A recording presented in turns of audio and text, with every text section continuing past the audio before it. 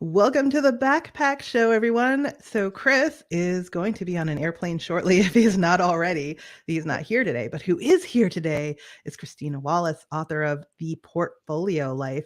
And it's all about how the linear career that, our grandparents maybe talked about is a thing of the past and how it's actually a good thing.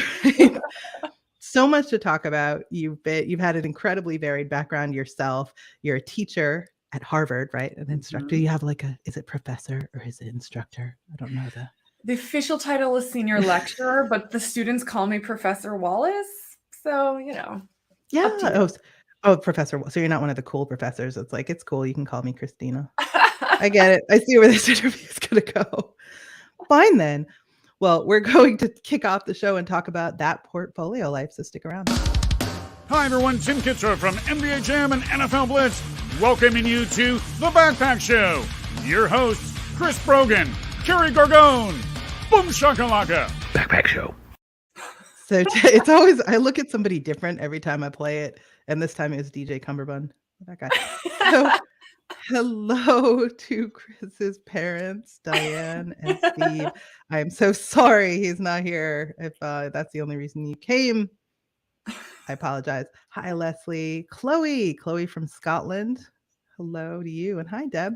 So Annette Mason, a frequent show attendee, but she's been a connection through Owner Media, one of Chris's former businesses, for a long time. And she said, I had to get the book, read the book, and also have you on the show. So that's why you're here. Okay. So the book is The Portfolio Life. Mm-hmm. You have led a portfolio life. You've referred to yourself as a human Venn diagram. How many glasses of wine in were you when you hit on that? That's exactly. I was a couple. I will be honest. I was a couple. So this phrase came out of, I was coming out of business school. I was starting my first company, and I was going to all of these pitch events, with investors, and you get 30 seconds to tell them who you are before they decide whether they're going to pay any attention to you and move on to someone else. And I was really struggling with how to introduce myself. So I was like, if I tell them everything I am, and I was a double major in math and theater with minors in music, physics, and political science. And I worked at the Metropolitan Opera, and then I went off to Harvard Business School, and I had a very brief stint in management consulting before I left to start a fashion company. If I tell you all of this, you listening are like, oh, this chick is a hot mess. But if I don't tell you all of these things, if I'm like, oh, I'm a founder of a startup, I'm completely forgettable. I'm like every other person. And so I was like, how do I introduce myself in a way that makes it clear this zigzag portfolio approach, this was intentional and strategic. And I'm not a dilettante. And finally, one of these events, I literally was several glasses of wine deep, and I was just like, you know what? I'm a human Venn diagram. That's when I get my best ideas. The investor was like, oh, so you're multidisciplinary. Interesting. Tell me more. And I was like, oh, okay, this is working. I'm not the only one who's into set theory. So I just kept it. And now this is how I introduce myself. I'm a human Venn diagram who's built a career at the intersection of business, technology, and the arts. And I love no more. So nobody is like, oh, you're a mess. Now it's, oh, she's a multidisciplinary. Exactly. Because it's one layer up from my job. So my identity isn't ever tied to how I am making money today. It gives me permission to continue to zig and zag without ever being like, well, now I have to change my bio everywhere and I have to change how I think about myself. It's like, no, this is all consistent. I'm a human Venn diagram. Was that intentional or did it just happen? Because to me, it just happened. My career is one of those hot mess careers where I started out, I got a Bachelor of Science in Business Communication. And then because it wasn't the right time to start law school yet, I went on to get an MBA in international business while I was doing a research assistantship in writing, and then went to law school, then practiced, and then got into teaching, and then training, and then content, and now I'm here and I don't know what happened. So. I'm not going to say I knew at 18 that this is how I'm going to build my life. First theater, then opera, then business, then entrepreneurship, then be a professor. But what I did know from a very early stage was I like to do a lot of things.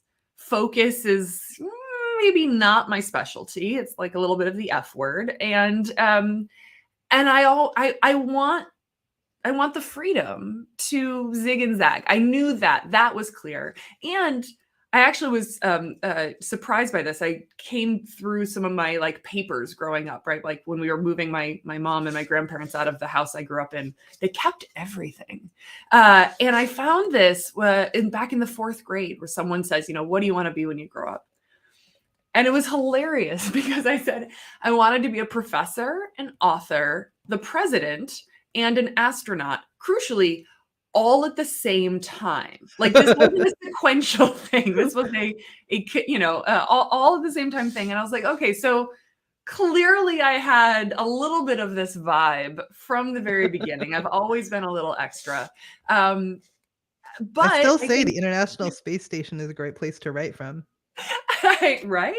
So I do think a little bit like you, it's been opportunistic. It's been, what makes sense for whatever is the reality, the context of the world that we're in, plus what I need, what I'm interested in for this next chapter.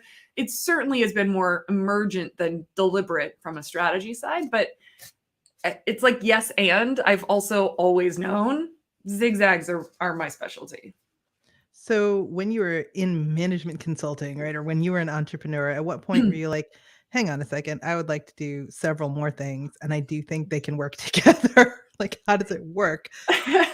When is that moment for you? Yeah, so the management consulting was the moment that I realized, okay, I don't mind working hard. I'm very ambitious. There are lots of things I want to do, and I can't do them when I'm not in charge of my calendar.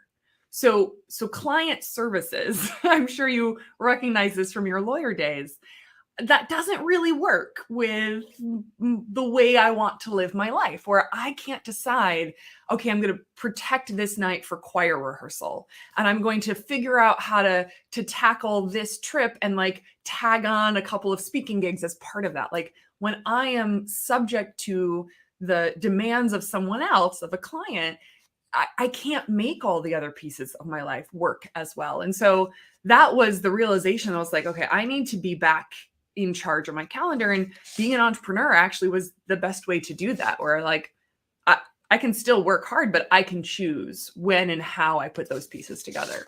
And that was why it was a very short stint. Dean, you're going to get me into trouble, man. Stop it. So it started really with a desire to have more control over your schedule and your life in general. Control, I think, is an illusion for basically anyone, right? The second you realize how much you are not in control because of the world that we are in is a little bit scary, but maybe I would call it agency. I wanted to be the one writing my story and less about me responding to and being maybe a supporting player in someone else's story. And so that for me, I was like, okay, if I'm in control, if I have that agency, then how can I piece together things that both give me what I need, right? Maybe it's an outlet for creativity. It's a second income stream to subsidize the not yet very well paid entrepreneur path, right? Whatever those needs are, like, how can I put these pieces together that also give me a lot of opportunity and an optionality as well? It's interesting to me, and not insignificant, that you talk about your other interests and preserving and protecting the time you want to dedicate to those, because it's very anti-hustle culture. I have a whole other podcast that's just about people's hobbies called Punch Out with Katie and Carrie. And it's about that, like how your outside of work activities actually can fuel your creativity and help you achieve success. But there's plenty of people now, even now, saying no, all in, thank God it's Monday, that kind of stuff. I feel like it's damaging. So how for you do your outside interests fuel your career path, your success?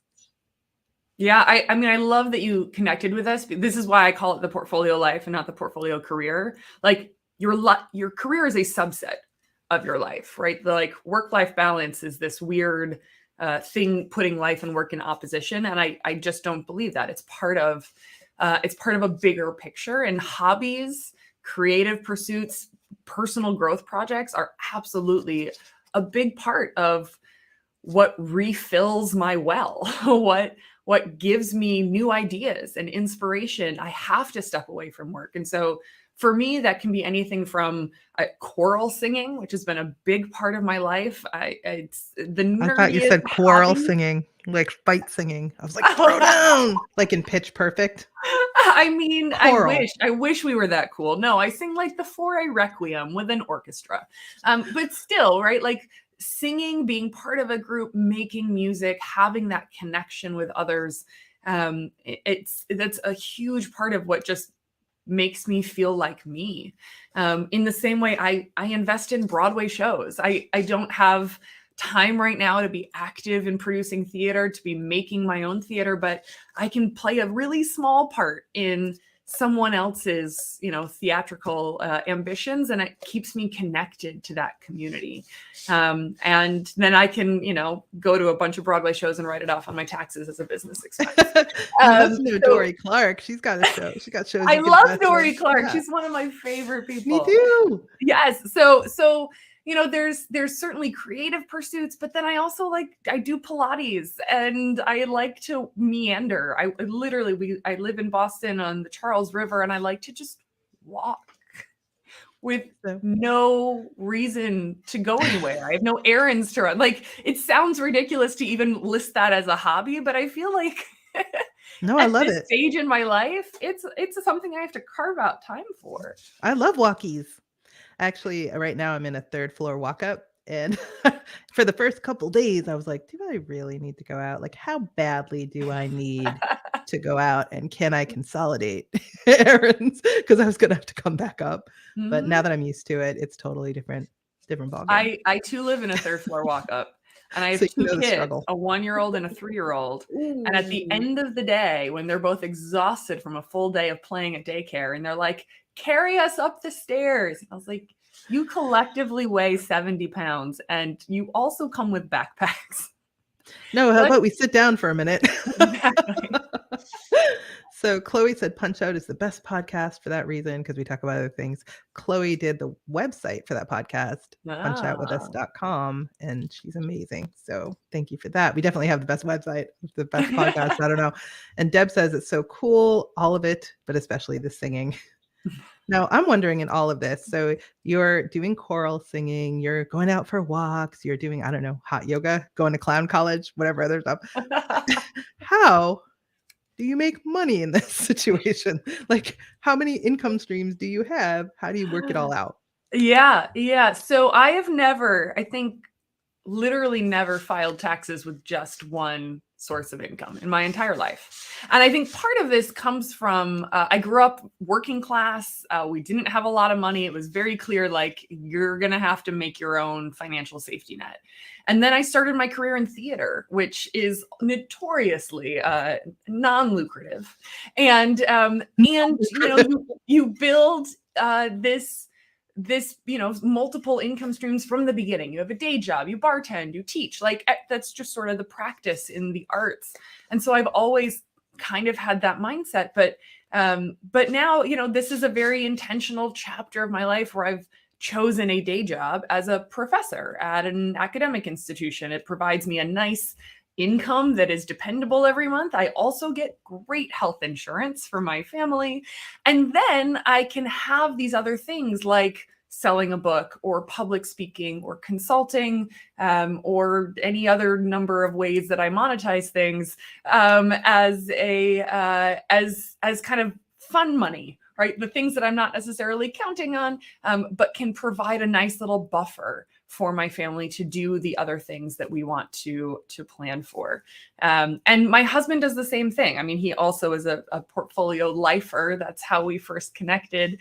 And he's got a day job as a public servant, but on the side, he's an actor and, writes novels. So we design this. We design our finances. We design our time allocations. It's a very intentional approach to how we make this work for our family, rather than just sort of saying yes to all the things and then trying to figure out how it works later. A cynical person might say that a public servant is an actor, but that's not me. But that's not you. No. So how do you spot the right opportunities and figure out that they're going to fit into your portfolio? And how do you convince people then that despite this very varied background, that this opportunity is a good fit for you? Yeah, the great questions. There's sort of two different questions though. The first one is like, how do I figure out what's right for me? And that starts with, for whatever season of life I'm in, it starts with an assessment of like, well, what do I need right now? How much money do I need? Do I have creativity? Do I have a community? Do I have opportunities for growth? What do I need for this chapter? Maybe I need more flexibility in my calendar, as I do right now, because my kids are constantly sick. And so like, how do I put together the pieces of my portfolio to meet those needs? And, if my needs are being met and there's an opportunity that shows up and I'm like, is this worth substituting out for something currently in my portfolio, making a little swap? Or is this something that's amazing that I need to say no to? Because right now my needs are being met, and sort of matching to needs is also, well, what do I want for my life? What do I wish? What are my big kind of hairy, audacious goals? And for this season, am I making progress against those goals? Do I see a path toward becoming a Tony winning Broadway producer someday? Like, maybe I'm getting started down that path. So it's sort of this kind of alchemy between what do I need and what do I want? And does this mix that I've created fit for this chapter? And with the realization that I can always rebalance my portfolio when the season of life shifts, when my needs change, my wants change, I just rebalance. So it's never like, well, if I say no to this, I can't ever have it. Or if I say yes to this, now I'm stuck doing it in perpetuity. It's like, no. What is the mix for now? And then how will I know when those seasons change? Now, your second question was, how do I convince everyone else to let me do those things? And that I'm less worried about, because if I believe that I'm the right person for it, then I can connect the dots for them and help them understand why I'm the right person for it. And if they think it's no, you have like 70 other things you can do. Exactly. Look who rolled into the comments. Nothing like doing a show. Joining on like in-flight Wi-Fi. Very co-host eyes boring into the back of your head. Chris in the comments. Chris says the swap concept is cool because it protects against people's natural proclivity to do more and more. Smart. Yes, this is crucial. And I finally figured this out at a point where this is like 2016, where instead of swapping, I just kept adding and adding and adding. And I was literally going from like 6 a.m. until midnight, and I was exhausted.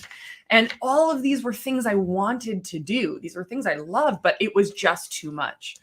And I finally had this aha moment when this was like the height of Marie Kondo. Remember when she like first came out and was like, clean out all the crap in your life. And I was like, I don't have crap in my apartment. I live in New York City. I don't have room for crap. I am ruthless. You do though. You do. About getting rid of crap. And then I realized, I was like, oh, but I have crap in my calendar. I have commitments that I've said yes to because at one point I wanted them and I don't want them anymore. Or I let other people put crap on my calendar and I don't say no. It's like the gift from your in-laws. You're like, that's nice. I don't need this in my house. So I literally went through a summer of joy, because that's her standard for your, your socks and your Tupperware. Does it bring you joy? And I was like, that's a high standard for Tupperware. I agree. Right? But like, maybe knowing you have a way to put leftovers and keep them safe is, joyful. I don't know. In any case, I applied that standard to my calendar. And I was like, what are the things that like I'm doing because it's a habit? I'm doing it because it's there, but it's actually worth ripping out and making space for the things that I need right now, rather than just feeling like I'm about to break all of the time. And it's very easy to figure out which things on your calendar spark joy, because just based on your visceral reaction when you look at your calendar and see it, you'll be like, oh. Exactly. Here we go. Exactly. So Deb says you're still in control. You get to decide if you say yes or not yet. And Dean, who's now in big trouble because Chris saw what she said, is curious how Christina carves out time to focus versus bouncing back and forth between things. How do you do that when things need a certain amount of concentration?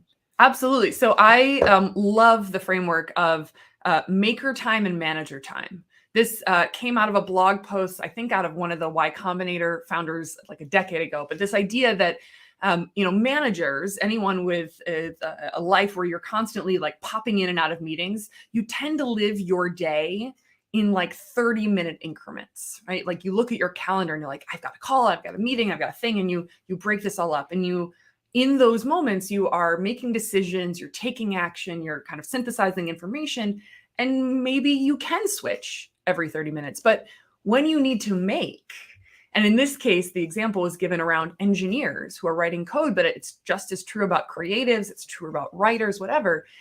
It's not linear, and you can't break it up into increments and have an interruption and then get back into the flow. And so for maker time, you have to block off big chunks. Maybe it's a half day, it's a 4-hour window or a full day. And you say, I'm not going to make decisions. I'm not going to take calls. I'm not going to have meetings. This is time where I'm thinking and creating and putting together ideas and doing that sort of nonlinear kind of spiral that leads to new things.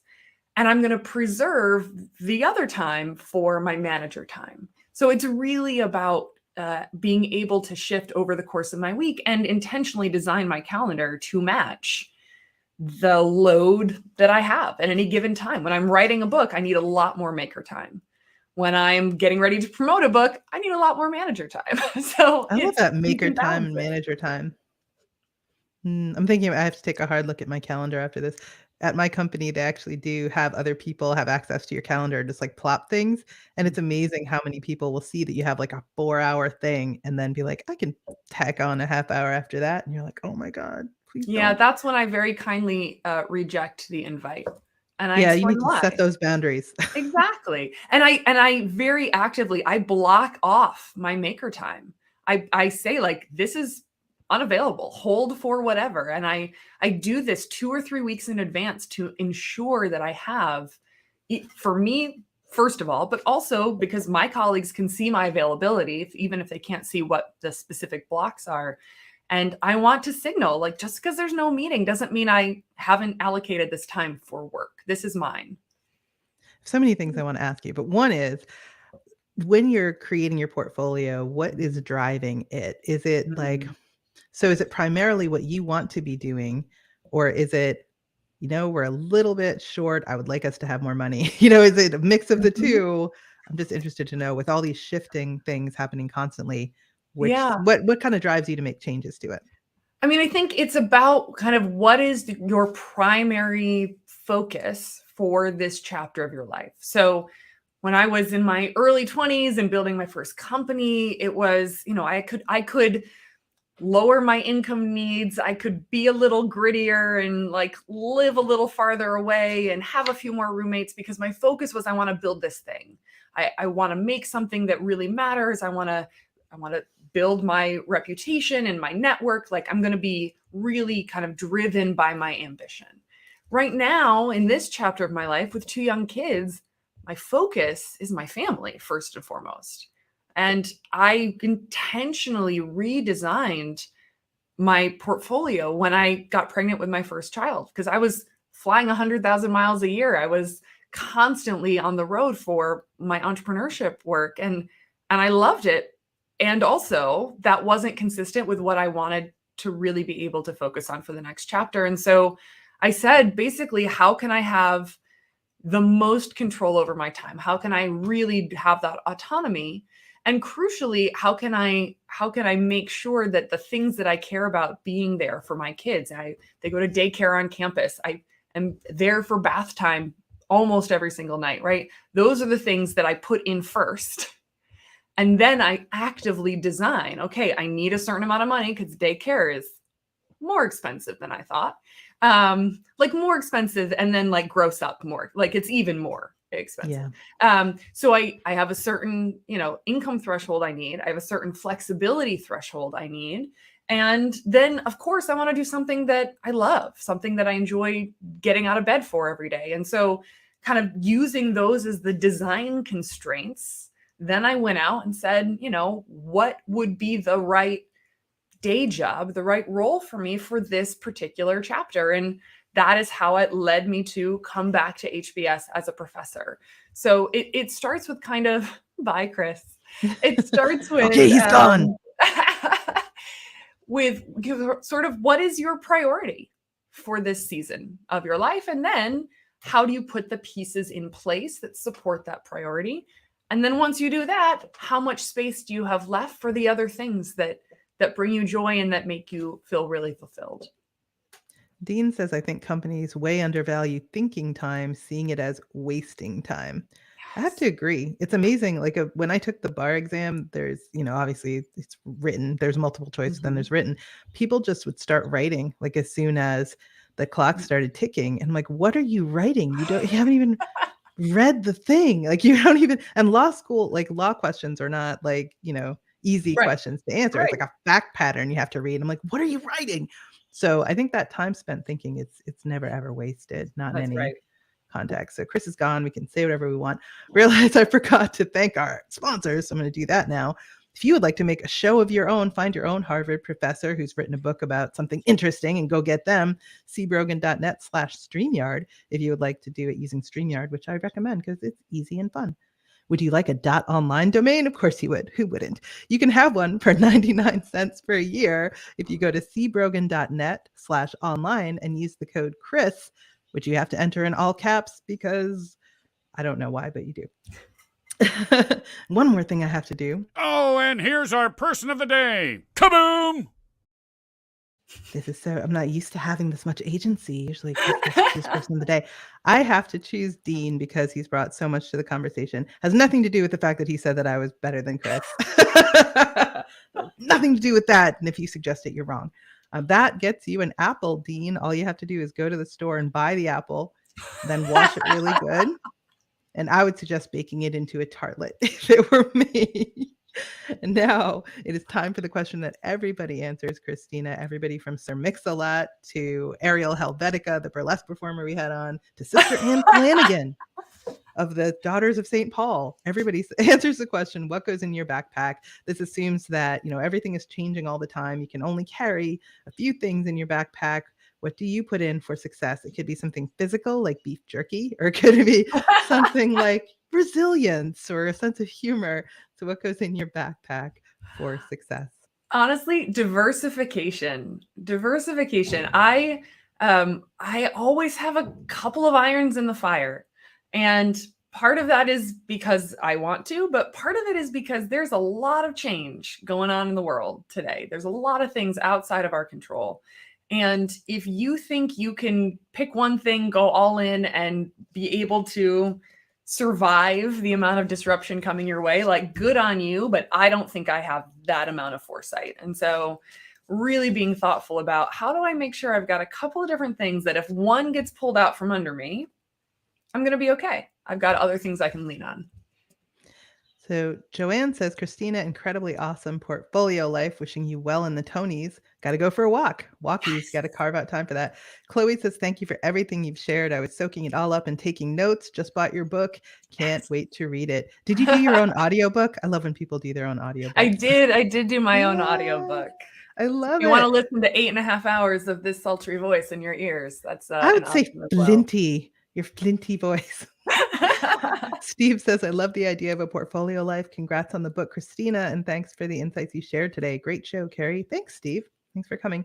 So now is the time when Chris would usually tell a story about his grandmother, but since he's on a plane, I'm going to tell a story about Chris that I'm pretty sure he wouldn't want me to tell anybody. So the way I first met Chris, I was doing a podcast and he emailed me to say, hey, guess what? We're launching this cool unconference called PodCamp, and we would like for you to get involved. And my first response was, hell no, I'm not dragging my newborn baby, about whom my podcast is, and dragging them into Boston. So that's a hard no. And he answered me, and I've never forgotten this.